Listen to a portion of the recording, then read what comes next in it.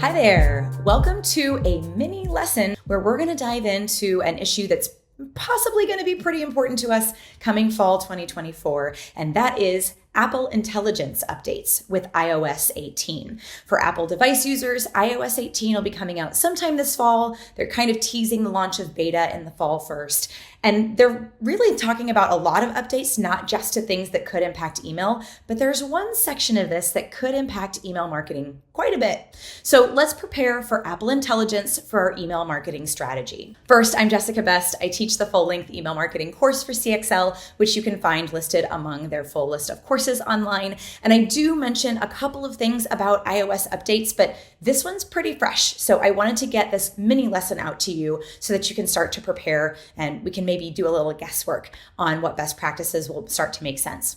So today we're going to talk about preparing for Apple Intelligence, including the importance of the text and copy in our emails and maybe avoiding all image emails once and for all. The importance of alt text, already a good best practice, and then previewing your email on various devices. iOS 18 is not out yet, but you can get in the habit of previewing what your email looks like across devices. Now, I will say we didn't always care as email marketers about every individual operating system update on different devices. And partially that's because we've got like 50 of them that we have to abide by. So it's not something that I used to keep super close eye on until iOS 15 in 2021.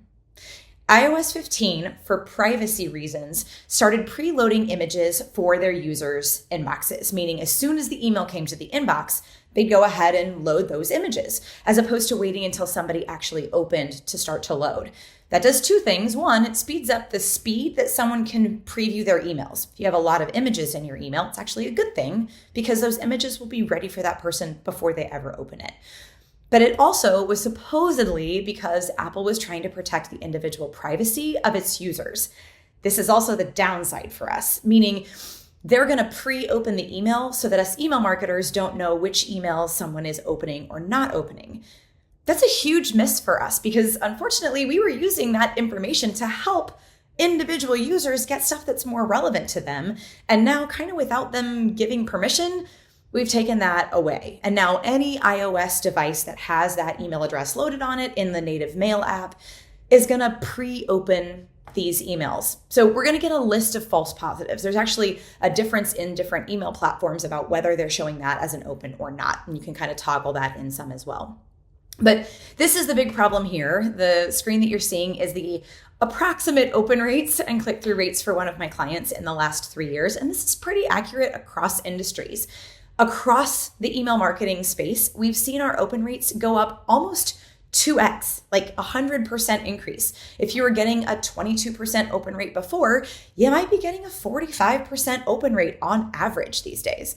So if you've seen a huge increase in your open rates in the last 3 years, I'm sorry to tell you that may not entirely be because you're so smart and great, which you of course are. So we started to pay attention a little bit more to iOS updates because it turns out that they do have the power to kind of mess with some of our tools and toys. So let's talk about it for this one. They've started teasing what's included in iOS 18, including a number of updates to something they call Apple Intelligence. AI, get it? Their version of intelligence is going to be across the board. This is a really interesting one, sorted inbox, meaning they're going to automatically sort things into primary inbox, maybe an email from your mom, shopping inbox, like probably receipts, and promotions tabs, like offers from brands like ours. Sound familiar? This is possibly going to look pretty similar to Gmail. And we kind of freaked out when Gmail added the promotions tab, but it turned out not to be that big of a deal. People really did sign up for these promotions. And so when they wanted their coupon, they're ready to look at promotions. They actually do end up skimming through that promotions tab just like they were before it was broken out. So that one may not be the biggest thing we're worried about. Second, though, email summary and something called inbox summary. Now, inbox summary could be similar to Gmail because Gmail's already got kind of a widget set up where from the inbox you can see easy to skim actions like an airplane ticket, it might have those details right in the inbox for you. And there's a way to code for that. If you've already started playing with that, it's possible that some of the same code will work for Apple, but they've proven to maybe fly their own plane a little bit sometimes. So we'll just have to see. But now email summary seems like it might be new. And this to me seems like the one that might be the biggest opportunity for email marketers.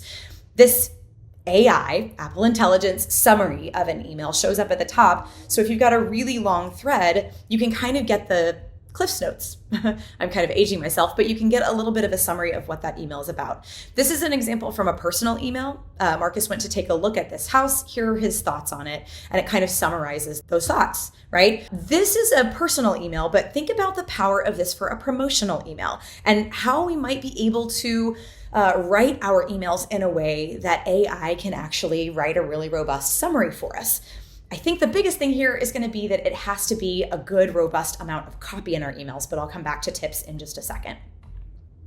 The last thing I thought might have an impact on email marketing is these priority notifications. Now, to me, this looks pretty similar to push notifications, especially on the lock screen, but it looks like Apple is going to be doing some intelligent prioritization of whether to show certain notifications higher than others or more prevalently than others. And this does show up across all apps according to some of their sample screenshots. So we may want to make sure that something about our email helps land in the priority alerts section or folder or whatever. We have no idea what it's going to deem priority, and it's possible that personal emails, actual primary inbox emails, are going to take precedent, but we'll just have to wait and see on that one. So how do we set ourselves up for Apple Intelligence success? First, copy. It is never going to be more important to make sure that you have really good content, and starting with the subject line. In fact, the new inbox snippet, the new sort of what we see in the inbox could actually use the pre-header or replace the pre-header. So make sure that you're using those two tools really intentionally, because that copy could get scored pretty highly from a hierarchical perspective on how AI tries to summarize that email. And don't worry, this is already a best practice, so you should already be doing it. The pre-header really is a big part of driving the open rate alongside the subject line. Second is going to be, like I said, true text. Now, we don't know for sure, but it's possible that Apple Intelligence may only be able to read true text and not be able to sort of siphon off or parse the words in an image, especially if that image has a lot going on, like this one does.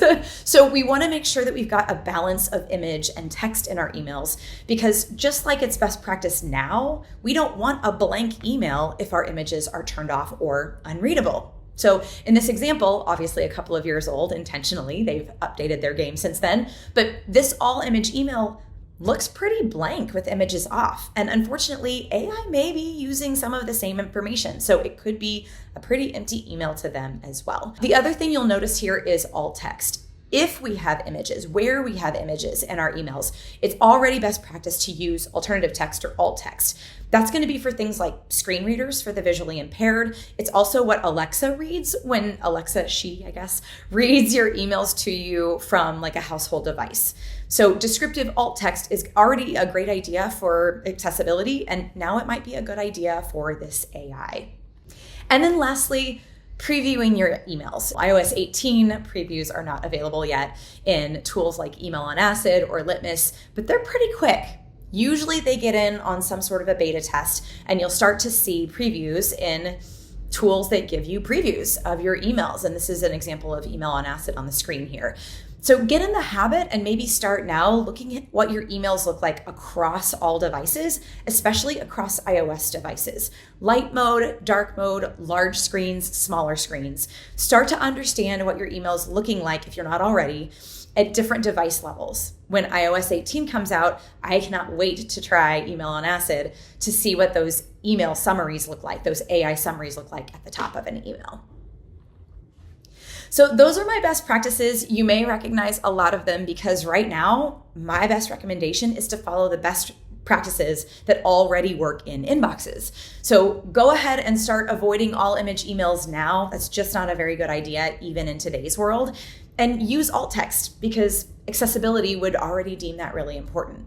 And lastly, start previewing your email on iOS devices now and keep an eye out for when iOS 18 hits those rendering screens. That's going to set you up for the best possible chance of success for Apple Intelligence.